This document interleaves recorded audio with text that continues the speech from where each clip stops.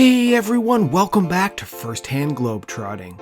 I haven't traveled anywhere in a while, but luckily I have another great throwback vlog from a trip I took in 2017. This was a place that I had wanted to visit for a long time, Melbourne, Australia.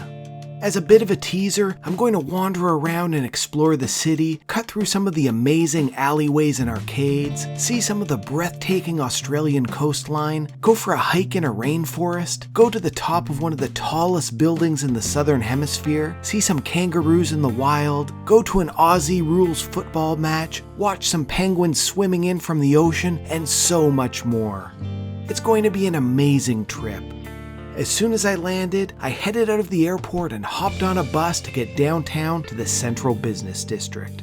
To say I was tired would be an understatement. My internal clock was all messy, but my go-to trick to fight off jet lag is to just keep walking around as much as I can. And luckily, there was a free walking tour starting pretty soon after I got there, so I headed over and joined the group. The tour guide was great, but to be perfectly honest, my brain was so foggy that I forgot most of the history and facts as soon as I heard them. But it was still a great choice to go and do it. I wanted to get out on the streets of Melbourne, figure out how to navigate the city, and see what things caught my eye so I could head back later. This was my first time in Australia, which was huge for me since it's a country that I had always dreamed of visiting. My first impression as I was walking around the city was that it kind of reminded me of an opposite side of the world version of Canada, almost like Toronto. Both obviously have a huge British influence. The older buildings are from the 1800s, but with a lot of new modern high-rises, and then the awesome multiculturalism that's integrated so well into the cities. Do you see the similarities too? One of the things I really noticed as we walked around was that the city seemed to have a lot of green space and parks everywhere. Not just little tiny ones either, most of them seemed really big. Some of them sort of reminded me of New York City with the high-rise buildings surrounding the parks like walls. But they were filled with palm trees, so it was more like a tropical version of New York. There was even a mall that had a little fake park seating area in the center of it, in case you wanted to get some fresh air without having to walk too far away from the stores. I really loved how much Asian influence there was in the city, especially all the Chinese shops and restaurants. Chinatown looked really nice, so I'll definitely be back to explore it while I'm here. But I have to say, what really blew me away about Melbourne was the cool little alleyways everywhere. It seemed like all over the central business district there were these little passageways cut between the main roads. And so many of them were covered with really cool street art, definitely not the dark, lifeless alleyways that most cities have. Then there would be these really fancy covered ones that looked more like high-end shopping malls than pedestrian walkways. I know I'm definitely going to spend a lot of time wandering around as many of these places as I can, seeing what kind of great stuff is hidden off of the main roads. I've only been here a few hours, and all I've done is walk around the city a little bit, but so far I'm really liking Melbourne. There are so many things that I want to go check out by myself. This walking tour has definitely given me some inspiration for the rest of my trip. I think I have a pretty good idea of how to get around downtown Melbourne, so I should be all set for the rest of my exploring.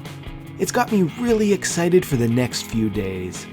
I fought as much as I could, and the walking definitely helped, but the jet lag caught up with me eventually, so I headed back to my hotel, and I think I was in bed around 7 p.m. It was a good thing I went to bed so early because on day 2 I had a really early start. You can probably tell from the video that I'm definitely not in Melbourne anymore. There are some amazing natural wonders nearby, so I took a tour to the Great Ocean Road. After about an hour and a half on the road, we made our first stop at Bells Beach. It's a famous surfing beach, and even though it's only a little after 8 a.m., there was already some surfers out in the water. We only stayed long enough to have a look around and stretch our legs, but I was already falling in love with the coast. The van was parked near a little dirt road with a big field on one side, and then a view out to the ocean on the other. That normally wouldn't even be worth mentioning, but guess what I saw? My first kangaroo sighting. It was way off in the distance, but I'll admit I was pretty excited. Australians would probably laugh at how fired up I was to see a kangaroo, but it was my first time ever seeing one, and I was really hoping to see one on this trip. Another 30 minutes on the road and we pulled up to Point Lighthouse. The lighthouse was nice and all, but I'd be lying if I didn't tell you that it's completely overshadowed by the coast. It's kind of up on a little hill with the green ground slowly sloping down towards the ocean. And then the land just falls away into the waves. It was raining a little bit when we got there, but it was still an amazing sight. Just look at the white-capped waves rolling in. There's something about the sounds of water that I find so peaceful. And then turning down the coast, you can see the Australian coastline stretching and curving off in the distance. But I definitely get why they have a lighthouse here. Even on a pretty calm day, the waves were everywhere I looked, and there were so many rocky areas sticking out from the water. It would absolutely wreck your boat if you got too close. And of course, we had to stop for a picture at the Archway welcoming us to the Great Ocean Road. Remember how excited I got to see a kangaroo? After another 45 minutes in the van, we stopped at the side of the road in Kennett River to see even more animals. There were a lot of birds, but looking up into the tree, there was another little guy hanging out up there. The Australian animals I was most excited to see were kangaroos, but koalas were a close second. This one was just hanging out in a tree, eating some leaves without a care in the world. I honestly didn't think it would be this easy to see them in the wild, so I was so surprised when we pulled over and there they were. And maybe they're all over the place down here and seeing one isn't a big deal, but I'm a big kid at heart and it sure put a smile on my face. Once we said goodbye to the animals and got back on the road, it seemed like we were almost right at the water's edge as we drove through some hilly parts. After a few kilometers, we pulled over at Cape Patton Lookout to get a better view. The viewpoint's about 80 meters above the water, so it gave a great panoramic shot. You can see how the road cuts through the hilly green countryside and how steeply the land drops down into the water. As I was looking out over the water, I realized that other than maybe an island or two in Tasmania, there's probably nothing else between here and Antarctica. And looking down the coastline, doesn't it look like the white waves are tracing an outline around Australia? I knew today was going to be pretty focused on the coastal views, but I was actually really excited to get a chance to get out and do a short hike. After another 30 minutes of driving, we stopped in to have a picnic-style lunch at Maits Rest Rainforest Walk. It's part of the greater Otway National Park, and even though it's less than a kilometer round trip, I was still super excited to get to walk around in the forest. I get to do a lot of hiking on the east coast of the US, but all of the trees and vegetation here are a big change from what I'm used to seeing back home. The hike starts at a higher elevation, but pretty soon I was walking down into a little gully that was filled with ferns everywhere I looked. I really liked how the forest got so thick, like walls along the path. Calling this a forest hike might be a bit of an exaggeration, since the entire loop was nicely groomed paths and boardwalks.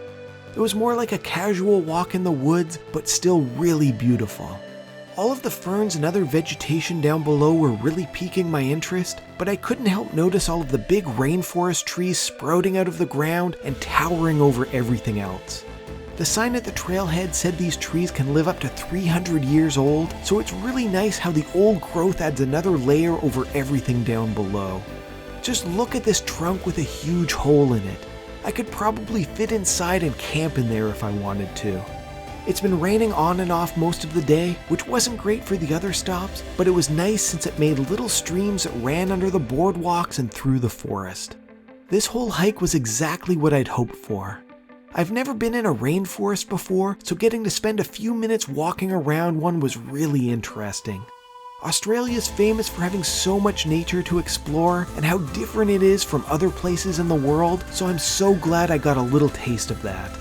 It would be great to do a longer hike sometime, but I needed to head back up out of the gully so I could hop back in the van and see even more of the Great Ocean Road. Another hour on the road, and we pulled into what's probably the most popular and well-known stop along the Great Ocean Road, the 12 Apostles. This was the first place that I really noticed any other tourists today, but I guess at peak times it's absolutely jam-packed. The guide said that's why he picks us up so early in Melbourne, so we beat all of the big tour buses to these places. There was a little visitor center near the parking lot, but the 12 Apostles is about half a kilometer or so away towards the ocean. So I headed over there as fast as I could. As soon as I stepped out on the boardwalk, the two things I noticed were how beautiful it was and how windy it was. A few times I felt like the wind was going to knock me over. You can probably tell by how much the camera's shaking. But you see how amazing this looks? The coast looks like it was cut away with a knife. Those little formations you can see out there are a few of the apostles. They were made by the water slowly eroding away the earth, creating those little limestone stacks that are sticking up. It turns out that the 12 apostles is actually just a catchy name. There were never 12 of them out there. I think I read that they originally had 9, but 2 of them collapsed, and now there are 7 apostles left standing. 5 of them are more towards the right-hand side, but there's a little boardwalk that takes you to an outcropping where you can see the other 2. The whole place just makes you feel like you're at the edge of the world. With the wind gusting and rustling everything around, and the waves coming in to crash against the land, and then some of the steepest cliffs I've ever seen falling into the ocean. Such an amazing visual. And see, there are the last 2 apostles I was telling you about hiding over there. The coastline on this side is just as raw as it was in the other direction. The whole experience with the apostles and the coastline really makes you understand how the ocean is slowly eating away at Australia with every wave that rolls in. This was by far the busiest and most crowded stop of the day, but it was completely worth it. I probably wouldn't have had as much fun coming at peak time, fighting my way through the crowds to get a good view, but the super early morning and long drive definitely paid off. Not even 5 more minutes down the road and we were already at another stop, Loch Ard Gorge. This was actually more of a 3-in-1 stop with some close-up looks at a few formations. Remember how I was saying back at Point Lighthouse this coastline would be pretty big trouble for boats? Well, the name Loch Ard actually comes from a ship that crashed off the shore here. There were only 2 survivors, Tom and Ava, and these formations were named in honor of them. Up until a few years ago, this was actually a single formation called the Island Archway, but the arch part collapsed and Tom and Ava are all that's left. A little bit further down the path is another big formation called Razorback. The viewpoint has an amazing view of the coastline and a few smaller formations out in the water, but Razorback is by far the biggest and most impressive one. As soon as I saw it, I knew exactly where the name came from. It's so thin and long, like a razor blade sticking out of the ocean and cutting the waves in half. Honestly, this might be my favorite formation that I've seen today. It's so close, so the detail is really visible with all of the different layers, and the water pouring out of it after the waves hit it. Plus, the coastline and other formations make for such a picture-perfect background.